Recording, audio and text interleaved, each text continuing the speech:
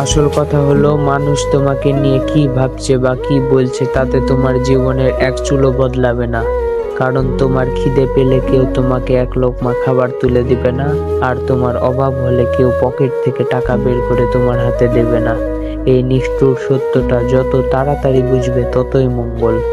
আয়নার সামনে দাঁড়িয়ে নিজেকে বলতে শেখো, আমার লড়াইটা আমার নিজের জন্য, অন্য কারো সার্টিফিকেটের জন্য নয়।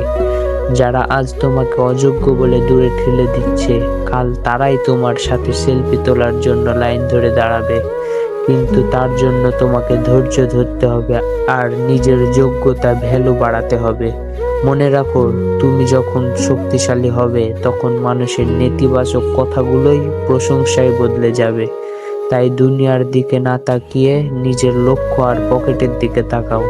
দিন শেষে তুমি তোমার একমাত্র বন্ধু আর পরম আশ্রয়।